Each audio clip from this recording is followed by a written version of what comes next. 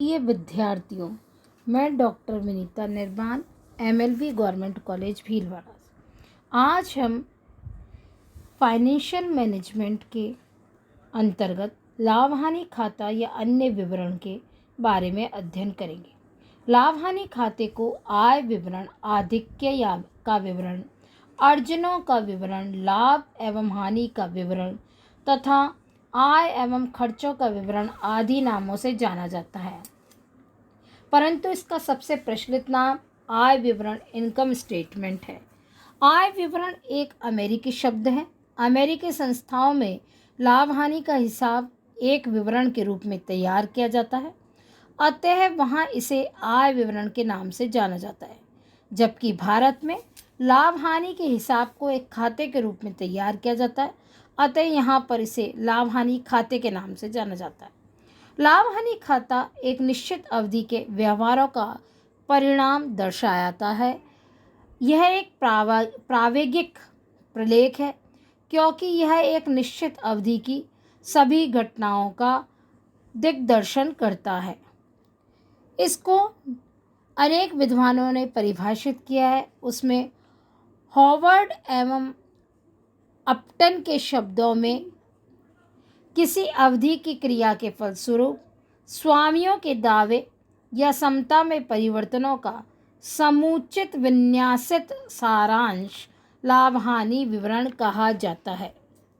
Robert N Anthony के शब्दों में किसी लेखांकन अवधि के आगम मदों, व्यय मदों एवं उनके मध्य अंतर अर्थात शुद्ध आय को संक्षिप्त करने वाला लेखांकन प्रतिवेदन आय विवरण अथवा लाभ हानि विवरण, अर्जनों का विवरण या क्रियाकलापों का विवरण कहलाता है।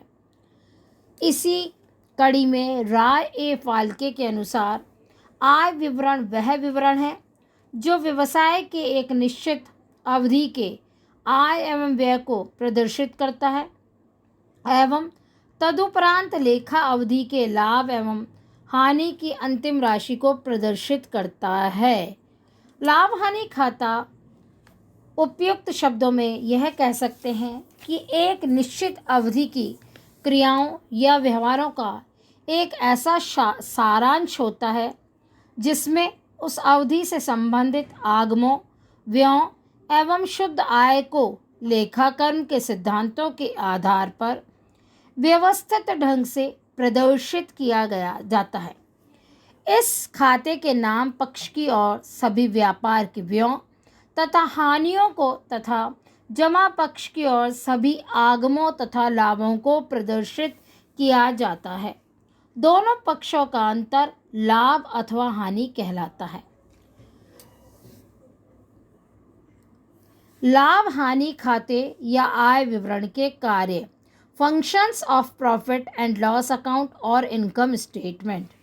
विवरण संस्था के लिए निम्नांकित कार्य संपादित करता है। ए, एक निश्चित समय अवधि की संस्था की आय तथा व्यय का सारांश प्रस्तुत करता है। यह अवधि 1 माह, 3 माह, 6 माह या 1 वर्ष की हो सकती है। नेक्स्ट, यह संस्था के लेखांकन के आधारभूत सिद्धांतों के अनुसार शुद्ध आय का मापन करता है, अर्थात लेखांकन के सिद्धांतों का फॉलो करते हुए शुद्ध आय की गणना करता है। नेक्स्ट, यह व्यवसाय के स्वामियों तथा अन्य पक्षों को व्यवसाय की क्रियाओं के परिणामों की सूचना देता है। संस्था की क्रियाएं शुद्ध आय उत्पन्न कर रही है अथवा शुद्ध घाटा, इसके संबंध में भी जानकारी प्रदान करता है। लाभ हानि खाते का प्रारूप, form of profit and loss account. लाभ हानि खाते का कोई सर्वमान्य प्रारूप नहीं है। भारतीय कंपनी अधिनियम में भी इसके लिए कोई निश्चित प्रारूप नहीं दिया गया है। विभिन्न व्यावसायिक संस्थाएं लाभ हानि खाते को व्यवसाय की परिस्थितियों एवं स्वभाव के अनुसार तैयार करती हैं। लाभ हानि खाते को आवश्यकतानुसार 4 भागों में विभक्त किया जा सकता है: उत्पादन खाता, व्यापार खाता, लाभ हानि खाता, लाभ हानि नियोजन खाता। उत्पाद या उत्पादन खाता उत्पादन की लागत, व्यापार खाता सकल लाभ, लाभ हानि खाता शुद्ध लाभ तथा लाभ नियोजन खाता लाभों के समायोजन के संबंध में विभिन्न प्रकार की सूचनाएं प्रदान करता है। इस प्रकार लाभ हानि खाते का एक सर्वमान्य प्रारूप नहीं है। लाभ हानि खाते का कोई भी प्रारूप क्यों न हो, इसमें संस्था की आय एवं मदों की को उचित शीर्षकों में वर्गीकृत करके दिखाया जाना चाहिए ताकि प्रबंधकों के लिए सर्वाधिक उपयोगी सिद्ध हो सके। साथ ही साथ क्रियाकलापों का परिणाम स्पष्ट रूप से प्रदर्शित भी किया जा सके। इस प्रकार प्रत्येक लाभ हानि खाते में निम्न मदों पर अवश्य प्रकाश डाला जाना चाहिए।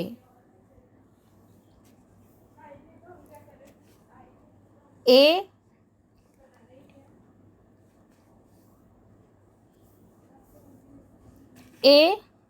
बेचे गए माल की लागत, बी व्यवसाय संचालन के में आय के स्रोत, सी व्यवसाय संचालन में व्यय, डी आयकर, ई किए गए विभिन्न प्रावधान और एफ शुद्ध लाभ हानि। इस प्रकार वर्तमान में अधिकांश संस्थाओं द्वारा आय अथवा रोकी गई आय ज्ञात करने के लिए टी आकार का लाभ हानि खाता तैयार नहीं किया जाता, बल्कि एक आय विवरण इनकम स्टेटमेंट तैयार किया जाता है। इसे तैयार करने के दो प्रारूप हैं। एक है सिंगल स्टेप इनकम स्टेटमेंट, एक स्तरीय आय विवरण, और दूसरा है बहुस्तरीय आय विवरण। साथ ही साथ इसके अंतर्गत एक स्तरीय आय विवरण में आय को विभिन्न आय के योग में से समस्त लागतों एवं व्ययों को घटा दिया जाता है और वर्ष की शुद्ध आय ज्ञात कर ली जाती है, जबकि बहुस्तरीय आय विवरण में आय को विभिन्न विभागों में कार्यात्मक उत्तरदायित्व के अनुसार अनेक स्तरों में विभाजित कर दिया जाता है। संचालन तथा गैर संचालन व्ययों को अलग अलग घटाकर विभिन्न प्रकार के लाभ तथा रोकी गई आय ज्ञात की जाती है। यह विवरण अधिक उपयोगी सिद्ध होता है। नेक्स्ट है तीसरा प्रकार कोष प्रवाह विवरण, फंड फ्लो स्टेटमेंट। कोष प्रवाह विवरण एक निश्चित समय के अंतर्गत व्यवसाय में प्रयुक्त कार्यशील पूंजी के परिवर्तनों को दर्शाता है। इसके अंतर्गत कार्यशील पूंजी के विभिन्न स्रोतों एवं उपयोगों का वर्णन किया जाता है। कार्यशील पूंजी कोषों की प्राप्ति, व्यवसाय संचालन से लाभ, अंश पूंजी में वृद्धि, दीर्घकालीन ऋणों, स्थायी संपत्तियों व विनियोगों के विक्रय से प्राप्त राशि व गैर व्यापारिक प्राप्तियों आदि से होती है। कार्यशील पूंजी कोषों का उपयोग व्यवसाय संचालन से हानि, स्थायी संपत्तियों अथवा दीर्घकालीन विनियोगों के क्रय, स्थायी दायित्वों के भुगतान, अंश पूंजी के शोधन, लाभांश भुगतान व गैर व्यापारिक खर्चों व हानियों की पूर्ति आदि में किया जाता है। कोष प्रवाह विवरण का विस्तार हम आगामी अध्याय में करेंगे। रोकड़ प्रवाह विवरण। रोकड़ प्रवाह विवरण के अंतर्गत नकद के विभिन्न स्रोतों एवं उपयोगों का विश्लेषण किया जाता है। चालू संपत्तियों में नकद सबसे अधिक तरल संपत्ति होती है, अतः व्यवसाय प्रबंधकों को यह जानकारी रखना अत्यंत आवश्यक है कि नकद कोषों के विभिन्न स्रोत क्या हैं तथा रोकड़ के इन स्रोतों का व्यवसाय में किस प्रकार उपयोग किया गया है। रोकड़ प्रवाह विवरण एक विशिष्ट प्रकार का विवरण होता है जो कि दैनिक, साप्ताहिक, मासिक, त्रैमासिक, वार्षिक या अन्य किसी निश्चित समय के अंतर में तैयार किया जाता है। यह विवरण किन्हीं दो अवधियों के मध्य व्यवसाय के नकद शेष में हुए परिवर्तन के कारणों की व्याख्या करता है। रोकड़ प्रवाह विवरण लेखा मानक 3 के अनुसार बनाया जाता है। मूल्य संवर्धन विवरण। वैल्यू एडेड स्टेटमेंट एक निश्चित समय सीमा के दौरान व्यवसाय द्वारा कच्चे माल के मूल्य में उपयोगिता वृद्धि को मूल्य संवर्धन के नाम से जाना जाता है। लेखांकन विचारधारा के अनुसार मूल्य संवर्धन से तात्पर्य विक्रय मूल्य एवं सेवाओं से प्राप्त राशियों के योग में से बाह्य साधनों से क्रय किए गए माल एवं सेवाओं की लागत घटाने से प्राप्त राशि से होता है। वर्तमान समय में निम्न प्रकार के मूल्य संवर्धन विवरण तैयार किए जाते हैं। लेखांकन मूल्य संवर्धन विवरण, आर्थिक मूल्य संवर्धन विवरण, बाजार मूल्य संवर्धन विवरण, नकद मूल्य संवर्धन विवरण और मानव संसाधन मूल्य संवर्धन विवरण। नेक्स्ट है सामाजिक चिट्ठा। सामाजिक चिट्ठे के अंतर्गत आर्थिक चिट्ठे की मदों के अतिरिक्त सामाजिक संपत्तियों एवं सामाजिक दायित्वों को भी दर्शाया जाता है। सामाजिक संपत्तियों में मूलतः मानव संसाधन एवं सार्वजनिक हित हेतु प्रयुक्त संपत्तियों को सम्मिलित किया जाता है, जबकि सामाजिक दायित्वों में संगठनात्मक समता एवं सामाजिक समता को सम्मिलित किया जाता है। सामाजिक चिट्ठे का प्रादुर्भाव सर्वप्रथम क्लार्क सी एबेट ने किया। नेक्स्ट, सामाजिक आय विवरण, सोशल इनकम स्टेटमेंट। सामाजिक आय विवरण में संस्था द्वारा समाज को प्रदान किए गए विभिन्न लाभों एवं सुविधाओं तथा संस्था के विद्यमानता के कारण समाज द्वारा वहन की गई विभिन्न लागतों तथा हानियों का वर्णन किया जाता है। एक संस्था की विद्यमानता के कारण समाज को रोजगार, अच्छी किस्म के उत्पाद, कर विकास व अनुसंधान एवं विभिन्न सामाजिक सुविधाओं की प्राप्ति होती है, जबकि प्रदूषण, विभेद, प्राकृतिक साधनों के विदोहन तथा मानव संसाधन उपस्थिति के कारण समाज को होने वाले शुद्ध लाभ अथवा हानि को दिखाया जाता है। वित्तीय विवरणों की प्रकृति।